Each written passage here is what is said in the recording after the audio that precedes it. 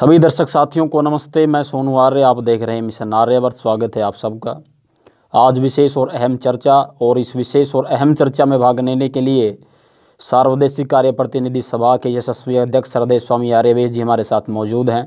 आइए इस चर्चा को आगे बढ़ाते हैं। सर्वप्रथम स्वामी जी, सबसे पहले तो आपका हम हार्दिक स्वागत करते हैं इस चैनल के ऊपर। जी, बहुत बहुत धन्यवाद सोनू जी।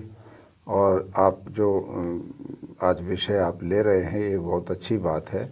इससे आर्य समाज के संगठन की जो गतिविधियां हैं उनके बारे में ज़रूर जो बातें लोगों तक पहुंचेंगी आपके चैनल के माध्यम से, इसकी मुझे बड़ी खुशी है। स्वामी जी, सबसे पहले आपसे यही जानना चाहेंगे, 3 मई को आपने एक अपील निकाली और ये कहा गया कि जितने भी लोग हैं, चाहे वो आर्य समाज से जुड़े हैं या आर्य समाज से उनका संबंध न हो, सब लोग इस कोरोना की इस महामारी में अपने घर में बैठ करके सामूहिक यज्ञ करें, ताकि पर्यावरण की शुद्धि ज़्यादा से ज़्यादा की जा सके और लोगों को ज़्यादा से ज़्यादा शुद्ध मात्रा में ऑक्सीजन वो मिल सके। और जो ही वो अपील आपने निकाली, लाखों लाखों लोगों ने अपने घरों में बैठ करके यज्ञ किया और उसके बाद निरंतर एक यज्ञों का सिलसिला चल पड़ा। लोगों ने जो है ट्रैक्टर ट्रॉलियों में यज्ञ किए, अपनी जो है अपनी तरफ से जो है तरह तरह की चीज़ें बना करके लोगों ने यज्ञ किए। तो यही जानना चाहेंगे कि वो सिलसिला जो वहाँ से प्रारंभ हुआ था वो वर्तमान में कहाँ तक पहुँच गया, और आज भी कहाँ का वो सारी चीज़ें जो महायज्ञ जो हो रहे हैं वो कहाँ कहाँ निरंतर उनका आयोजन आज किया जा रहा है। देखिए, जब से ये कोरोना की लहर चली है, पहली लहर भी आई, फिर ये दूसरी लहर आई। पिछली लहर में भी हम लोगों ने पिछले 3 मई 2020 को पूरे विश्व में आर्य समाज से अपील की थी कि वे अपने घरों में यज्ञ करें, और उसी यज्ञ का लोगों को लाभ भी हुआ था। उससे पूरे विश्व के आर्य समाजियों में और अन्य लोगों में जो यज्ञ के प्रति अपनी श्रद्धा रखते थे उनमें बड़ा उत्साह देखने को मिला, और लोगों ने प्रतिक्रियाएं जो कि उसमें यही बताया कि उससे हमें बड़ा लाभ हुआ है, घरों में वातावरण अच्छा बना है। इस बार फिर से जब वो मई का महीना आया और यहाँ कोरोना की जो दूसरी लहर थी वो बहुत ही पीक पर चली गई, तो हमने फिर यही उचित समझा कि एक बार फिर इस कोरोना लहर के इस बीच में यज्ञ ही एक ऐसा माध्यम है जिससे ज़्यादा से ज़्यादा लोग बड़ी आसानी से जुड़ जाते हैं। और उसमें बड़ी एक अच्छी बात ये हुई कि जैसे ही 3 मई के लिए हमने अपील निकाली तो पूरे विश्व में लोगों ने यज्ञ किया, घरों में किया, संस्थाओं में किया, आर्य समाजों में किया, सार्वजनिक स्थानों पर भी कई जगह थोड़े थोड़े लोगों ने इकट्ठा होकर के यज्ञ किए। और उस यज्ञ की परंपरा को आगे बढ़ाते बढ़ाते बीच में ऐसा समय आया कि ये टिटोली जो गांव है रोहतक ज़िले का, हरियाणा प्रदेश में, तो यहीं पर स्वामी इंद्रवेश विद्यापीठ आश्रम यहाँ बनाया हुआ है। हम सब लोग यहाँ प्राय जब भी कार्यक्रमों से मुक्त होते हैं तो यहाँ रहते हैं, यहाँ आते हैं। तो गांव में अचानक कोरोना का भयंकर संक्रमण फैलने लगा और गांव के लोग इकट्ठे होकर के आए कि हवन करें ताकि इस कोरोना से मुक्ति हो सके। लोगों में बड़ा भय था, बड़ा तनाव था। तो हम लोगों ने यही उचित समझा कि भले ही सीधे सीधे हम ये दावा नहीं करते कि हवन करते ही कोरोना भाग जाता है या कोरोना ठीक हो जाता है, किंतु इतना तो निश्चित बात है कि हवन करने के साथ लोगों के अंदर जो आस्था है, हवन के प्रति जो श्रद्धा है, उससे उनका मनोबल मजबूत होगा कि अब हवन हो गया है तो हम ज़रूर कोरोना से लड़ेंगे और इसको हम भगाएंगे। और दूसरी बात ये भी थी कि हवन से चारों तरफ वातावरण भी बहुत शुद्ध होता था, क्योंकि हवन की प्रक्रिया ही ऐसी है जिससे वातावरण जो है वो शुद्ध होता है, पर्यावरण शुद्ध होता है, उसका प्रदूषण ख़त्म होता है, उसमें घूमने वाले विषाणु या कीटाणु वो सब के सब मर जाते हैं, ख़त्म हो जाते हैं। तो टिटोली में जब ये बात शुरू हुई, यद्यपि उस समय लॉकडाउन था, किंतु स्वामी आदित्य वेश जी ने इस काम को अपने जिम्मे लिया और उन्होंने ट्रॉली में जो है हवन की व्यवस्था की और अपने साथी जुटाए। गांव के ही कई अच्छे अच्छे कार्यकर्ता नौजवान आगे आए जो उन्होंने उनका साथ दिया। अजय पाल आर्य जो इस संस्था का बहुत मजबूत सहयोगी है, उसने अपना ट्रैक्टर ट्रॉली उपलब्ध करा दिया, और स्वामी ब्रह्मानंद जी और स्वामी आदित्य वेश जी और गांव के कुछ अच्छे नौजवान वो मिल कर के प्रतिदिन गांव में यज्ञ करने लगे। गलियों में यज्ञ करते थे, लोग दौड़ दौड़ करके आहुतियाँ भी देते थे, सामग्री लेकर के अपने घरों में भी हवन करते थे, और गांव में ऐसा वातावरण बन गया चारों तरफ कि धीरे धीरे जो है वो जो तनाव था जो कोरोना का वो कम होता गया। और फिर अपील निकाली गई कि जैसे टिटोली में इस संक्रमण के दौर में यज्ञ हो रहा है, आप सब लोग भी अपने अपने स्थानों पर यज्ञ करें।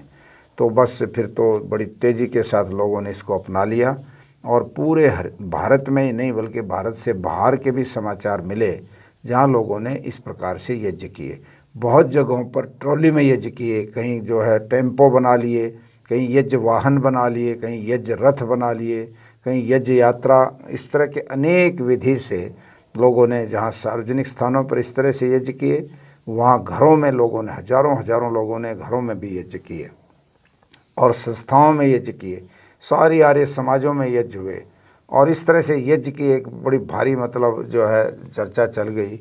जो एक फीडबैक आया उसके आधार पर ये पता लगा कि लगभग 2500 लोगों के तो समाचार मिले जिन्होंने अपने यहाँ पर यज्ञ किया और वो कर भी रहे थे लगातार। और उसमें आम लोगों ने बहुत अधिक आगे बढ़ कर के सहयोग दिया। घी भी लोग लेकर के आते थे अपने घर से, सामग्री भी लेकर के आते थे और दान पात्र में दान भी खूब उत्साह के साथ डालते थे। कई क्विंटल सामग्री इस कार्य में तो अकेले टिटोली में लग गई और बाकी जगहों में तो जितनी लगी है उसका सीधा सीधा आकलन नहीं है।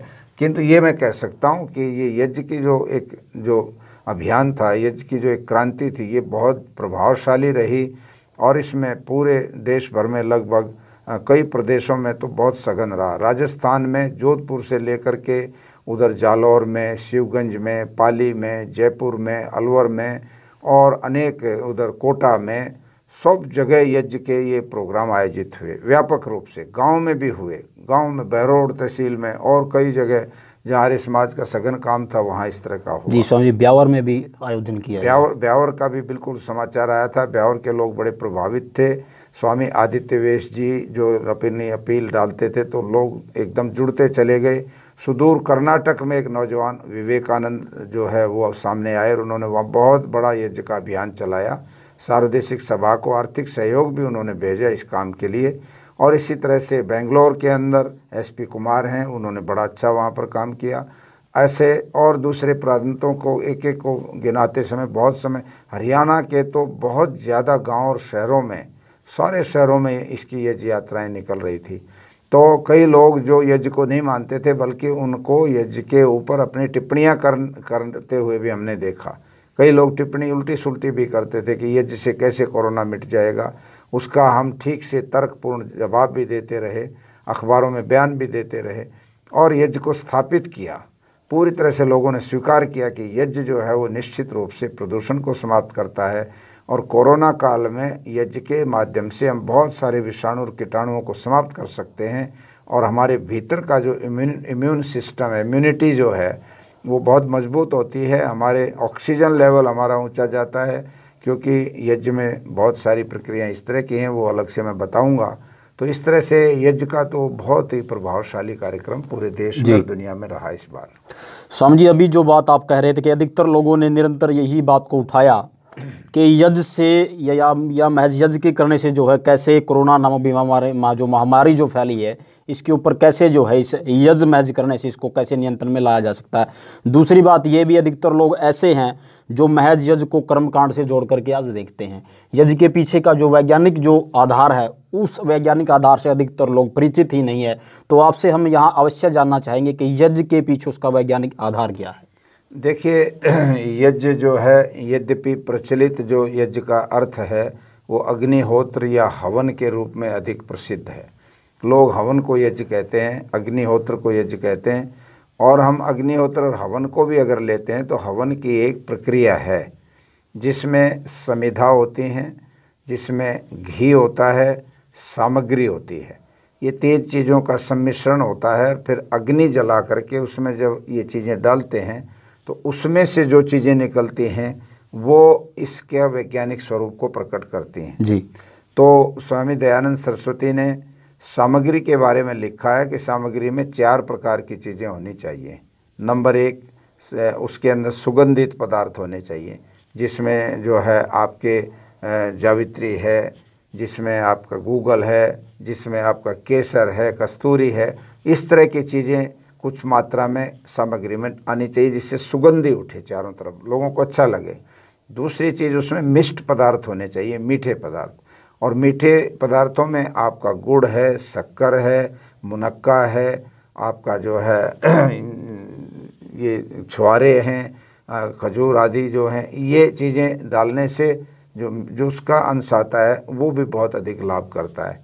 तीसरी चीज़ है उसके अंदर पौष्टिक पदार्थ होने चाहिए, जिसमें अखरोट, जिसमें मखाने, जिसमें बादाम आदि, ये भी उसमें डाले जाते हैं। और इनके भी जलने से जो प्रतिक्रिया होती है वो बहुत ही प्रभावशाली होती है हमारे शरीर के लिए, स्वास्थ्य के लिए। तीसरी चीज़ है इसके अंदर जो है दवाइयाँ डाली जाती हैं सामग्री में, औषधियाँ, और उसमें कुछ लताएं भी होती हैं, जिसमें गिलोय है, नीम के पत्ते हैं, और कुछ ऐसी चीज़ें हैं जो उसमें डलती हैं। और दवाइयों में तो बहुत किस्म की दवाइयाँ हैं जो आयुर्वेद की, जो उसमें मिला करके सामग्री तैयार की जाती है। ये चारों ही प्रकार की जब चीज़ें हवन में हम डालते हैं घी उसमें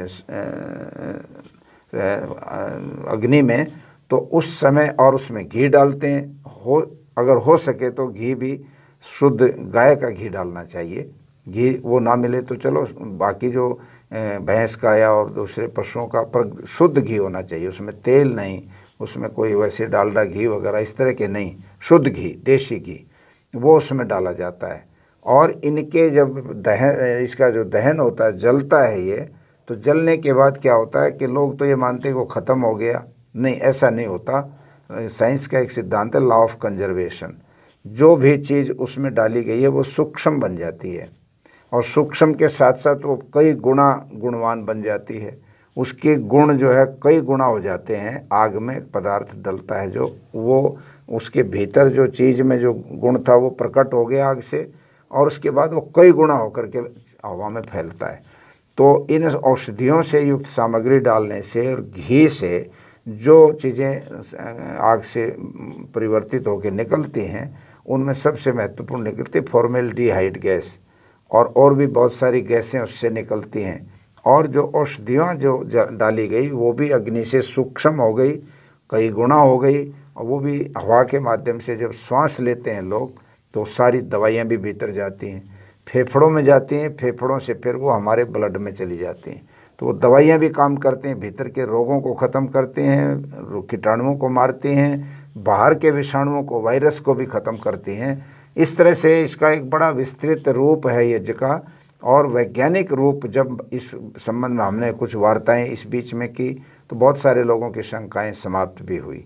जोधपुर के साथियों ने, आर्यवीर दल के साथियों ने वेबिनार रखा, वहाँ प्रेस के लोग, कई और विज्ञान पढ़े लोग भी आए, और उन्होंने सवाल उठाया कि आप यज्ञ के बारे में बताइए कि यज्ञ कैसे वैज्ञानिक स्वरूप इसका है।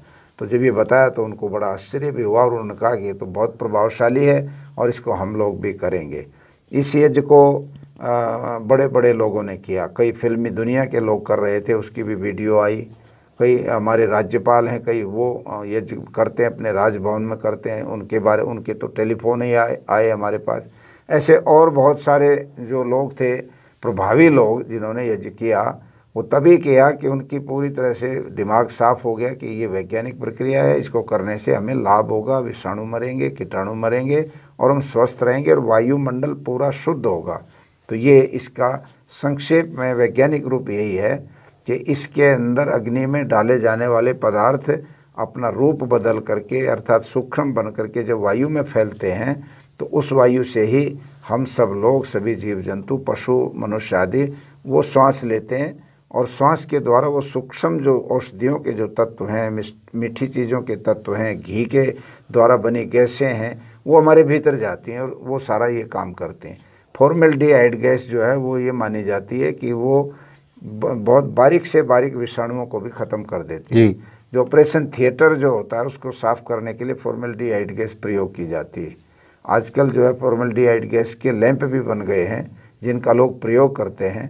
तो जब आप कृत्रिम चीज़ें बना रहे हो तो फिर यज्ञ से जो स्वाभाविक प्राकृतिक चीज़ जो पैदा हो रही है उसका लाभ क्यों नहीं उठाया जाए। इसलिए यज्ञ जो है वो वैज्ञानिक प्रक्रिया भी है। और रही कर्मकांड की बात, प्राचीन काल से यज्ञ होते आए, तो कालांतर में धीरे धीरे इन चीज़ों में ये चीज़ें इस तरह की हो भी जाती हैं, लोगों में दूसरी धारणा भी बन जाती है। जो लोग इसको कर्मकांड की दृष्टि से देखते हैं उनको हम इतना ही निवेदन करेंगे कि आप इसके वैज्ञानिक स्वरूप को समझ लीजिएगा, फिर आपको कोई भी प्रश्न इस पर उठाने की ज़रूरत नहीं पड़ेगी। जी। तो साथियों, आप सुन रहे थे स्वामी आर्यवेश जी को, और स्वामी जी बता रहे थे कि यज्ञ के पीछे उसका वैज्ञानिक आधार क्या है। स्वामी जी बता रहे थे कि यज्ञ कितना महत्वपूर्ण है, और जो लोग यज्ञ को महज कर्मकांड से जोड़ करके देखते हैं, मुझे लगता है वो लोग किसी न किसी रूप से अपनी बुद्धि को एक तरह से अच्छी प्रकार से सोच विचार कर लें और यज्ञ के वैज्ञानिक महत्व को समझें, ताकि उन लोगों की जो अंधश्रद्धा है किसी भी चीज़ के प्रति वो समाप्त हो जाए। देखते रहिए मिशन आर्यवर्त। आप सबका बहुत बहुत धन्यवाद। जितने साथियों, इस वीडियो को ज़्यादा से ज़्यादा लाइक करें, कमेंट करें, शेयर करें और चैनल को सब्सक्राइब करना ना भूलें। बालों की समस्या से क्यों हो परेशान? बच्चा खाए या जवान, सबका इलाज होगा एक समान। सिर दर्द और कब्ज होंगे 3 दिन में छूमंतर। न जादू न टोना, है केवल आयुर्वेदिक तंत्र। नाड़ी वैद्य हूं मैं, आयुर्वेद का कमाल देखना। ला इलाज हो कोई भी बीमारी, जड़ से होगा उसका इलाज देखना। कमजोरों के लिए बना दिया है ऐसा रसायन, खाकर उसको जीवन का आनंद देखना। YouTube पर जाकर सब्सक्राइब कीजिए नाड़ी वैद्य का क्लब।